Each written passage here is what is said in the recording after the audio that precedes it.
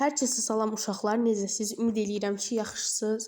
Uzun bir aradan sonra artıq dərs videoları çəkməyə qərar verdim.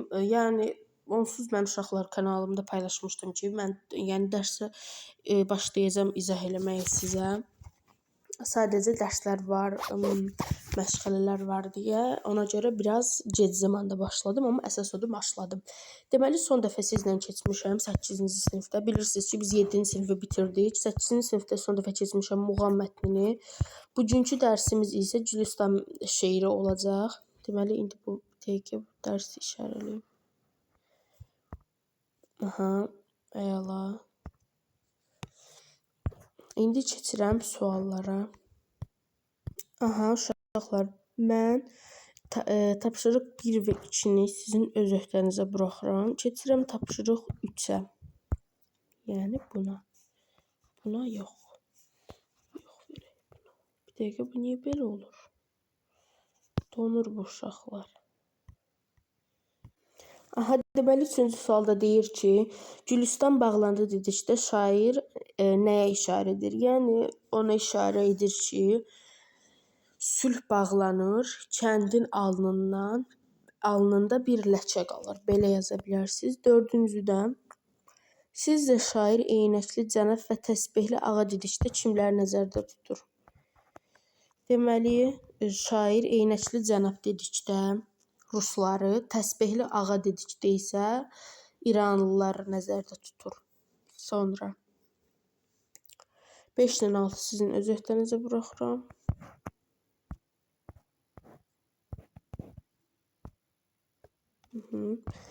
Deməli, 7-də şeir üçün hansı sözlər açar söz ola bilər? Şeir üçün açar sözlər Gülüstan sözü və müqavilə sözüdür. Daha sonra 8-də müqavilə, saziş, nota, bəyanət, daha sonra ultimatum sözlərinin məna fərqlərini izah edin. Fikirlərinizi nümunələr əsasında ümumiləşdirin. İndi həmin o sözlərin mənalarını sizə izah edirəm. Gördüyünüz kimi ultimatum son, xəbərdarlıq şərt deməkdir. Müqavilə yazılı razılaşma, saziş rəsmi anlaşma, nota diplomatik məktub, bəyanət də rəsmi açıqlama deməkdir. Sonra keçirik 9-a. Sövdalaşdılar, kök, imza sözlərini hansı sözlərlə əvəz etmək olar? Sövdalaşdılar, yəni razılaşdılar. Kök sözü isə sinə mənasındadır. Sonra 10-da düz sözünü amonim və çox mənalı olduğunu əsaslandırın. Bir dəqiqə, uşaqlar, indi onu da izah edəcəm. Qoy işarəliyim.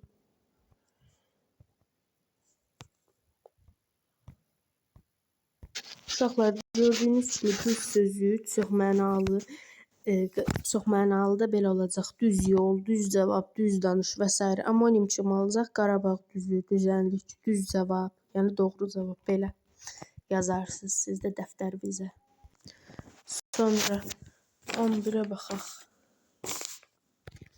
11-də nə deyir? Şairlər od tökdü yenə dilindən misrasında türkcə verilmiş ifadəni şərh edin. Bir dəqiqə uşaqlar. Şairlər od tökdü yenə dilindən. Aha, uşaqlar, yəni o deməkdir ki, şairlər od tökdü yenə dilindən, o deməkdir ki, yəni hədələnmək mənasında. Sonra 12-də şeirdə hansı sözlər tələffüz mənasında verilmişdir? Bunu sizin öz öhdənizə buraxıram. Niyə belə olur bu? Aha, sonra 13. Şeirin 3-cü bəndində Gülüstan sözünün dırnaqda verilməsinin səbəbini izah edin. İzah edək. Baxın uşaqlar, bu bəndi deyir. Gülüstan bağlandı o gündən bəri. Yəni uşaqlar, ona görə dırnaq arasında verilib ki, çünki müqavilə adı olduğu üçün. Yazacaqsınız ki, müqavilə adı olduğu üçün. Sonra 14-də şeirdə necə, nə vaxt, nə qədər suallarına cavab verən sözləri seçib əlaqələndiyi sözlə birlikdə yazın. Deməli, necə sualına cavab verəcək? Eynəkli və sakitcə sözü. Nə vaxt sualına cavab verəcək. Bəri və təkrar sözü. 15-i sizin öz öhdənizə buraxıram. Keçirəm 16-ya. 16-da deyir ki, Qarabağda məhv edilmiş abidələr haqqında məlumat toplayıb təqdimat hazırlayın. Mən o təqdimat qısa da olsa sizə indi göstərəcəm, yazacaqsınız. Buyurun, baxın, bu da Qarabağda məhv edilmiş abidələr. İndi oxuyuram. Qarabağda 1-ci və 2-ci Qarabağ müharibələri zamanı erməni işğalı nəticəsində saysız-hesabsız tarixi memarlıq abidələri qismən və ya tamamilə dağıdılmış, talan edilmiş və ya zərər görmüşdür. Bu abidələrə Qarabağ Xan Sarayı, Xan qızı Natəvanın sarayı, Şah Abbas məscidi kimi məşhur memarlıq incələri, eləcə də digər muzeylər, heykəltaraşlıq nümunələri də daxildir. Bu abidələrin dağıdılması Azərbaycanın zəngin mədəni irsinin silinməsi cəhətlərindən biri olmuşdur. Siz bunu yaza bilərsiniz. Çox qısa və yəni tam aydın, belə deyim də geniş məlumatdır məncə. Yəni bunu yazsanız yaxşı olar. Gördüyünüz kimi, baxın, burada da Horadiz qəsəbəsində yerləşən məsciddir. Yəni bu da olur Horadiz məscidi. Əla. Belə uşaqlar, bir videomuzun daha sonuna gəldik. Tapşırıqlarımı izah elədim. Ümid eləyirəm videomu bəyənib kanalıma abunə olarsınız. Çünki həqiqətən çox önəmlidir.